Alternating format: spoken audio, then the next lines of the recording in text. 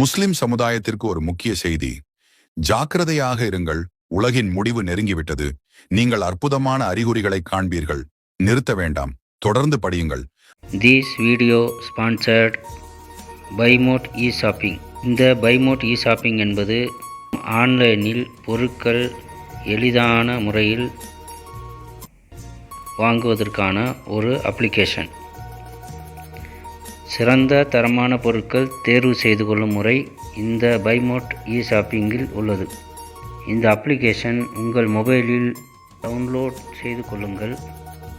உங்களுக்கு தேவையான சரியான பொருட்களை தேர்வு செய்து பர்ச்சேஸ் செய்து கொள்ளும் முறை, வாட்ஸ்அப்பில் ஆர்டர் செய்யும் வசதி இந்த பைமோட் இ-ஷாப்பிங்கில் உள்ளது. இந்த பைமோட் இ-ஷாப்பிங் லிங்க்கு என்னுடைய வீடியோ கீழே டிஸ்கிரிப்ஷனில் இருக்குது. டவுன்லோட் செய்து கொள்ளுங்கள். தேங்க்யூ.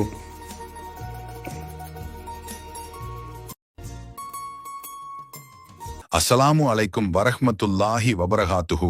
1400 ஆண்டுகளுக்கு முன் நமது நபிகள் நாயகம் அவர்கள் கூறியது போல் சூரியன் மேற்கில் எப்படி உதயமாகும் என்று நம்மில் யாராவது சிந்தித்ததுண்டா? ஆனால் அது எப்படி நடக்கிறது என்பதை இப்போது விஞ்ஞானிகள் கண்டுபிடித்துள்ளனர். விஞ்ஞானிகள் நீண்ட நாட்களாக மார்ஸ் பற்றி ஆராய்ச்சி செய்து வருகிறார்கள். பூமியின் அதே திசையில் சூழலும் மார்ஸ் இப்போது எதிர் திசையில் சூழல ஆரம்பித்து விட்டது. இப்போது சூரியன் அங்கிருந்து உதயமாகிறது. மேற்கு செவ்வாய் கிரகத்தின் இதை பிற்போக்கு இயக்கம் என்பார்கள். இது எல்லா கோள்களுக்கும் நிகழ்கிறது. ஆச்சரியம் என்னவென்றால் அடுத்தது பூமி.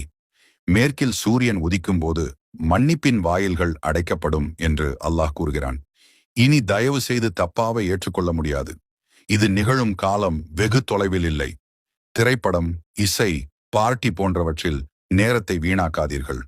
குர்ஆன், ஹதீஸ் படிக்க அதிக நேரம் செலவிடுங்கள். 5 முறை தொழுங்கள். நம் குழந்தைகளுக்கு இஸ்லாத்தை கற்றுக் கொடுங்கள். இஸ்லாம் ஒரு அழகான மார்க்கம் மற்றும் அல்லாஹ் நம் அன்பான நபி முஹம்மது அவர்களை பின்பற்றுவதை மிகவும் எளிதாக்கியுள்ளான். இதை எல்லாருக்கும் வியாக்கியானம் செய்யாதீர்கள். ஒரு நிமிடம் உங்களை நீங்களே கேட்டுக்கொள்ளுங்கள். மறுமைக்காக நாம் நம் வாழ்வில் ஏதாவது செய்திருக்கிறோமா?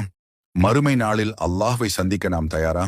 நினைவில் கொள்ளுங்கள், அந்த நாள் நாம் அனைவரும் தனியாக இருக்கிறோம்.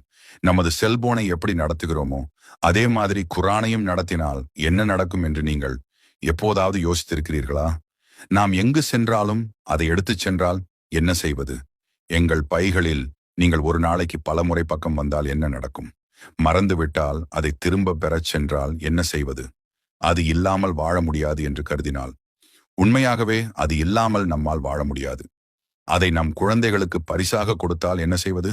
இலியான பயணத்தின் போது இதை படித்தால், ஒவ்வொரு நாளும் முன்னுரிமை கொடுக்கப்பட்டால், எங்கள் லோகோ இருக்கட்டும், குர்ஆன் எனது சிறந்த நண்பன். 7% பேர் மட்டுமே இந்த செய்தியை மீண்டும் அனுப்புவார்கள். அவர்களில் ஒருவராக இருந்து அதிக எண்ணிக்கையிலான மக்களுக்கு அனுப்புங்கள். செய்தியை பகிராத 93% பேரில் இருக்க வேண்டாம்.